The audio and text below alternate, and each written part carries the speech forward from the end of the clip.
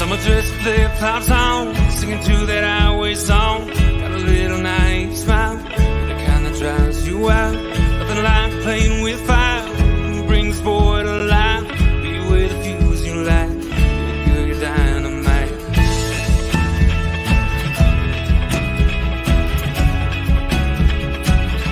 You made my day when you walked and sat down beside me, whispered with your eyes, let's go. You made me say, what's your name, girl, you're lonely. Can I call you if I ever go down this road? And I can't seem to find the thing I want to say. Girl, you made my day.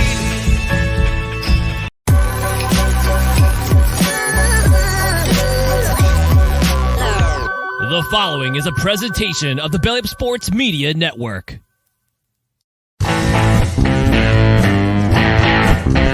14:20 in the morning, 14 minutes and 20 seconds worth of sports talk to get you through your daily commute. Hot takes, recaps, best bets, and a little humor to get your day going in the right direction. Sit back, grab your coffee, and let's get into it.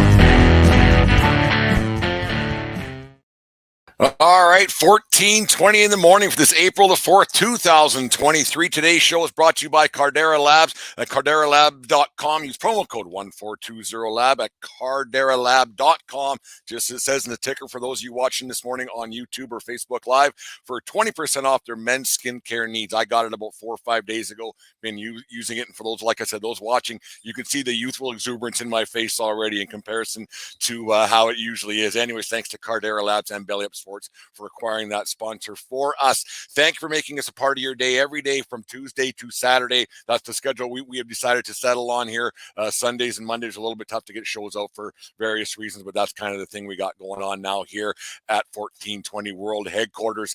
Anyways, the baseball season, it's a long, arduous journey of 162 games. It can be it's definitely a marathon. It can be a lot of ups and downs that go out through a season. If you're a fan of a team, if you're a diehard of a team, or if you're just an outside looking in sometimes that you're a fan of your team, but you don't follow it a whole bunch throughout the week.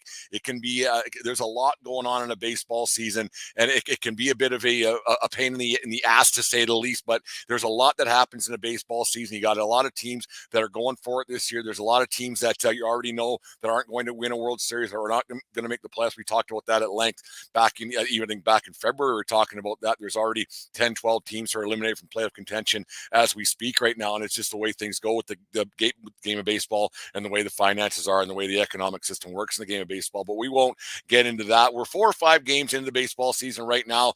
2 undefeated teams right now: the Minnesota Twins and the Tampa Bay Rays. We knew that the Tampa Bay Rays were going to be good. We knew Minnesota was going to be good. Challenge for that Central Division, in a weak Central Division, but now they got a decent team. I think that they'll fall probably behind the Cleveland Indians with their pitching staff. We will get into those things a little bit on. There's only one team right now without a win, and that's the Philadelphia Phillies. So you got a lot of 3-1s, 3-2 teams, 4-1s. You got that going on, and it doesn't seem to matter a whole bunch right now to most baseball people on the outside looking into the baseball world, that they pretend that every game doesn't matter, and they always say it's early and it doesn't matter, and then this can happen and that can happen, and a lot can happen throughout the baseball season. A team can get hot, and there will be some surprises. There is no getting around that. Every year there's a team that you didn't suspect would be there at the bitter end, but they show up, but you wonder that these games in early April, that some people, when they say they don't matter, they aren't really thinking a lot. And we talked about it on 1420 show last night with Dave about the ups and downs of a hockey season, how we've written off the Calgary Flames on a number of occasions this year,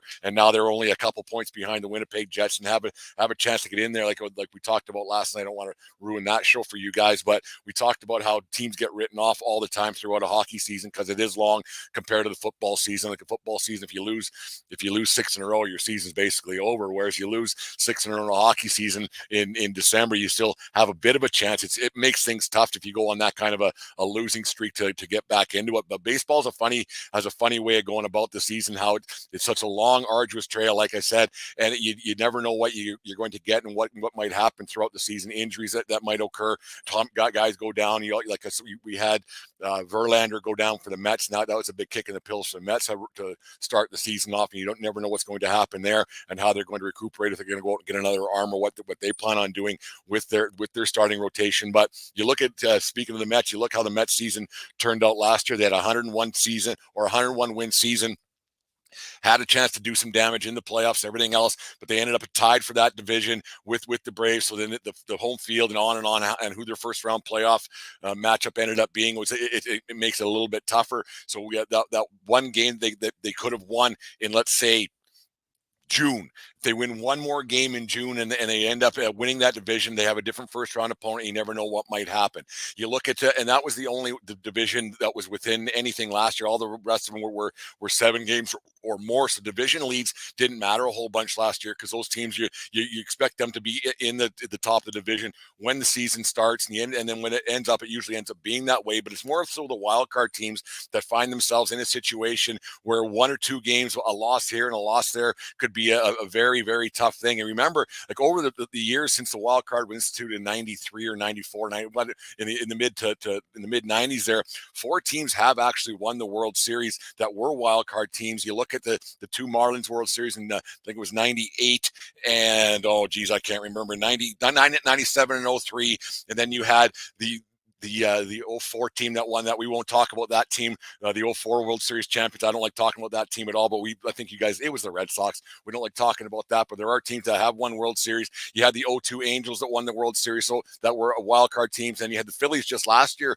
who were a wild card team that got themselves into a World Series and took it to 6 games with those no good cheating Astros. You just wonder, like these games that you lose early, and you're 1-3 like the Jays are right now. We'll talk about them in half a second. But you look at these teams that have a shot. The Milwaukee Brewers last year missed a wild card by 1 game. So a win here and a win there it means so much in the game of baseball. And when people say it doesn't matter, or the games don't matter early, and you're getting a little bit excited because this pitching matchup didn't happen, or this guy made an error or something, you get a little bit revved up and you go, Jesus Christ, we could have used that win. And people who are on the outside looking in, like I said, who aren't big baseball fans, it's early, it doesn't matter. Every game matters, because if you get in that wild card spot, you might get a game, you might get this, and you never know what can happen. You could find yourself in a World Series situation. You get a couple of pitchers hot in a best of 3 series, which a wild card is now. You never know what could happen. And you look at the Seattle Mariners last year, what they did with the Jays, behind how many runs in the 6th inning, I think it was, when that all fell apart for the Jays, and they gave up a 7-run, and the Mariners ended up losing the next round. But you never know what could happen. And winning these games early, it means a lot. You look at the Baltimore Orioles last year; they weren't expected to do anything last year, and they're expected to lose 100 games, and they ended up only 3 games out of a wild card spot. That they were a little bit ahead of the schedule. Now they actually took a step back this year, which I fully expect. But the other night I was watching that game with our friend Aaron from Brutally Honest Sports. We were watching on the live stream there, and we kind of had a holy shit moment when their left fielder, Ryan McKenna, I believe his name is, he dropped that pop-up can of corn fly ball that would have ended the baseball game, and it didn't. All of a sudden, the next pitch, a home run, see you later, game is over, walk-off win for the Red Sox, and that might have been a great win for them. They're scoring a lot of runs. They're giving up a lot of runs, but the Red Sox are scoring a lot of runs. But you have to feel sorry for a Baltimore fan who had to watch that one on Saturday night, think their team's going up 2-0, and 2-0 is better than 0-2. I don't care what time of the season is, and 2 wins in a row is better than 2 losses in a row. I don't give a shit what people say. And stacking up wins early is very important in the game of baseball. But you hope that game on Saturday night, that loss that Baltimore had, doesn't end up changing their season. You get down to game 162, and that drop can of corn that should have ended the game. You hope that one isn't the one that takes the Baltimore Orioles out of contention and out of a playoff spot, because that'd be a big kick in the pills going on with that thing. And you look at the Jays, how they're going, because we get a lot of Jays stuff here in Canada, obviously. And you look at what they're doing with their team, and they're 1-3 right now. They finally hit a home run last night. Their pitching has not been good. They have not been doing things that Bassett and who pitched last night? I had it right before the show started, and I'm drawing a blank. It don't matter. He put up another Barrios. He didn't pitch very well last night. They lost 9-5 to the Kansas City Royals in a very sparse crowd there at Kauffman Stadium in Kansas City. But those ones hurt, and you end up 1-3, and the Jays are starting with an extended road trip to start their season. And with Tampa Bay being at a 4-0, yes, Tampa Bay is not going to go 162-0. I get it, but the Jays have a tough schedule to start the season. Now they're going to the West Coast afterwards, and they have a tough schedule to start this thing off. All this, and on the road, every game is a little bit tougher on the road, and you start missing home. They haven't been home for a long time. And you get to, if you get to a 2-8 start, and all of a sudden you're 7 games behind the Tampa Bay Rays, because who knows what Tampa could do, because their schedule's pretty weak to start the season off. And you wonder, geez, man, you start off 2-8, and all of a sudden you're 6-7 games out to start the season before you get a home game. That could be pretty tough, and you never know what you could get. And the guys start clenching their bats a little bit, trying to hit 5-run home runs and tying games up, and pitchers are trying to strike out the side every time. You never know what could happen in the baseball season. So the Jays might want to win a couple of games in Kansas City, get themselves to 500 before they go out to the West Coast and finish off that extended road trip, like I said, because the renovation of Skydome, which I am looking forward to seeing how that all turns out. We're getting snippets here and there. I think they're almost getting close to done. There was some doubt of whether or not it was going to get done or not, but I'm sure that they ramped up manpower and got things ramped up a little bit to make sure that thing was done in the construction and things at the revamped Skydome. But yeah, winning baseball games all year long, winning's better than losing, no matter what time of the year it is. And so once again, when people say that winning a game here and there doesn't matter and it's early, it's never too early to win baseball games, because you could fall into a little bit of trouble later on. You don't know what you're going to get. And the Yankees, they're rolling a little bit right now. They're hitting the ball really well. They got going on. It was nice to see Gleyber Torres hitting the ball pretty well last night. You wonder what's going to happen with him. Maybe we'll have a Yankee report on Thursdays. Maybe that's what I'll start doing that Thursday morning. So we'll wrap up we'll do the 14-20 in the morning on Thursdays. Now we'll do that on Fridays to set up the weekend series. How we'll do that. So I'll have the 14-20 in the morning Yankee report for the week that was, and then the weekend ahead set going up. So that's what we'll do with them, because I'm sure people don't want to talk here about the Yankees day in, day out. I could talk Yankee baseball all the time, but anyways, it's interesting to see that, how it's all pending out. You have teams that you know are going to be bad, who aren't going to do anything. Cincinnati Reds, I think they beat the Cubs last night. You wonder where the Cubs are going with their schedule. It is a little bit early for some teams to make some prognostications, and you don't want to put too much stock into records. But for teams to be racking up wins, it's very important. Like I said, it's very important to rack up wins, because the more you get now, the more you don't need later on. And winning at anything is better than losing at anything. And so when people say it don't matter, it's early, tell the Milwaukee Brewers, who finished one game out of a wild card spot, and tell the Mets, who finished tied with the Atlanta Braves last year, that one game doesn't matter, because it's coming down to that one game. And then you could get a situation where you can coast a little bit and you can rest guys at the end of the season, because you are in a wild card spot. You're deeply entrenched in your division lead, and you can end up resting a few guys. Setting up your rotation is very important too for the playoffs. And you get the right matchup where you get this guy against that guy. It's huge to come playoff time to make sure you can get that playoff matchup you want. Road home splits and everything else, and you give guys who are a little nicked up, giving them a little bit of time off. But anyways, it's the baseball season. It's been great to have him back on TV. There's game started at 2:00 today, so I'll be down here in the tavern doing some research for the show and everything else. But anyways, I want to talk about our friends at Cardera Labs. They were kind enough to send us some products ahead of time, and I've been trying them out, like I said, for 4 or 5 days already. The Clean Slate facial wash, it's a great thing. I've already felt a difference, as dumb as that sounds. You get a little bit older. And then the base layer face cream, been using that every day. And I don't know if you guys are watching on, it might be just the high def or anything else, but for those who watch on YouTube, you can see the more of a youthful exuberance in my face. But here we go with the read for Cardera Labs. Guys, as we get a little older, our skin doesn't have the youthful exuberance that it once had. So Cardera Lab is here to help.